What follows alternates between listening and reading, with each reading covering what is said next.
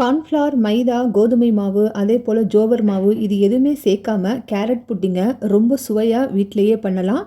Just 4 ingredients தான். 4 பொருளில் பார்த்திங்கனாக்கா வாயில் கரையக்கூடிய இந்த கேரட் புட்டிங் பார்த்திங்கன்னா உடம்புக்கு ரொம்ப குளிர்ச்சி தரக்கூடியது. இதை வாங்க எப்படி செய்யுதுன்னு பார்ப்போம். ஹலோ வியூவர்ஸ், வணக்கம். Welcome to tickling taste. 3லேருந்து 4 கேரட் எடுத்துக்கோங்க.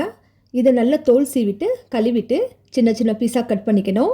அடுத்து வானலில் 3 கிளாஸ் அளவுக்கு தண்ணி சேர்த்துக்கணும். நம்ம டீ குடிக்கிறோம் பார்த்தீங்களா, 200 ml கிளாஸ், அந்த கிளாஸில் 3 கிளாஸ் தண்ணி சேர்த்துட்டு கட் பண்ணி வச்சுருக்க கேரட் எல்லாத்தையும் சேர்த்துட்டு இதிலேயே 3 ஏலக்காய் சேர்த்துக்கணும். ஏலக்காய் உங்களுக்கு விருப்பமாக இருந்தால் சேர்த்துக்கலாம், இல்லைன்னா தேவையில்லை. 3 நிமிஷம் அளவுக்கு நல்லா இதை கொதிக்க வச்சு வேக வச்சுக்கணும். வெந்த கேரட்டை வடிகட்டி கேரட்டை மட்டும் எடுத்துக்கணுங்க, தண்ணி எடுத்துக்க தேவையில்லை. மிக்ஸி ஜாரில் சேர்த்து ஓரளவுக்கு நல்லா ஆறுனதுக்கப்புறமா 1 கிளாஸ் காய்ச்சி ஆற வச்ச பால் சேர்த்து இதை ஃபைன் பேஸ்ட்டாக அரைச்சி அப்படியே வச்சுக்கோங்க. இருக்கட்டும், இதை நம்ம யூஸ் பண்ணிக்கலாம். அடுத்து 10 கிராம் அளவுக்கு கடல் பாசி எடுத்துக்கணும். அதாவது சைனா கிராஸ் அப்படின்னு சொல்லுவோம் பாருங்கள், அகர் அகர் அப்படின்னு சொல்லுவோம்.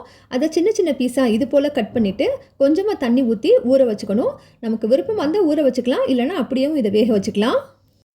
வானலில் அதே கிளாஸில் 200 ml கிளாஸில் 2 கிளாஸ் தண்ணி சேர்த்து ஊற வச்ச கடல் பாசியை அகர் அகரை சேர்த்து இதை நல்லா கொதிக்க விட்டு வேக வச்சுக்கணும். பார்த்திங்கன்னா ஃபுல்லாக கடல் பாசி கரைஞ்சதுக்கு அப்புறமா நம்ம ஏற்கனவே அரைச்சி வச்ச விழுதை இதில் சேர்த்துக்கணும். கடல் பாசி கொஞ்சம் ஊறிச்சுனாக்கா வேகமாக வெந்துடும், அதுக்காகத்தான் ஊற வச்சேன். அடுத்து நமக்கு தேவையான அளவுக்கு சர்க்கரை, நீங்கள் என்ன சர்க்கரை விருப்பமாக இருக்கோ அதை சேர்த்துக்கலாம். வெள்ளை சர்க்கரை, நாட்டு சர்க்கரை எதுவாக இருந்தாலும் சேர்த்துட்டு இதை நல்லா மிக்ஸ் பண்ணி விட்டுட்டு அரை நிமிஷம் அளவுக்கு லோ ஃப்ளேமில் கொதிக்க விட்டதுக்கப்புறம் ஒரு பாத்திரத்தில் ஊற்றி அப்படியே வச்சுருங்க. 1 மணி நேரம் அளவு வெளியவே வைங்க, நல்லா ஆறட்டும். ஆறுனதுக்கு அப்புறமா ஃப்ரிட்ஜில் போட்டு நல்லா சில் பண்ணிக்கலாம். டிஃப்ரெண்ட்டான ஸ்வீட் ரெசிபி ஒன்று ட்ரை பண்ணணும் அப்படின்னு நினச்சிங்கன்னா இது போல் ஹெல்த்தியான இந்த ஸ்வீட் ரெசிபியை ட்ரை பண்ணி பாருங்கள். ஃப்ரீசரில் போட வேணாம், ஃப்ரிட்ஜில் போட்டு நல்லா சில் பண்ணதுக்கப்புறம் எடுத்து கட் பண்ணி சாப்பிட்டோம் அப்படின்னாக்கா ரொம்ப டேஸ்ட்டாக இருக்கும். குழந்தைங்க இன்றைக்கி கடையில் ஜெல்லின்னு வாங்கி சாப்பிட்றாங்க. அதுக்கு பதிலாக இந்த ஜெல்லி டைப்பை நம்ம வீட்டிலே கலர்ஃபுல்லாக செஞ்சு கொடுக்கலாம்.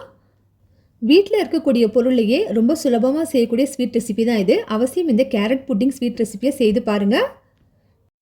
பிடிச்சிருந்தாக்கா லைக் பண்ணுங்கள், ஃபேமிலி, ஃப்ரெண்ட்ஸ், ரிலேஷன்ஸ் எல்லாருக்கும் ஷேர் பண்ணுங்கள்.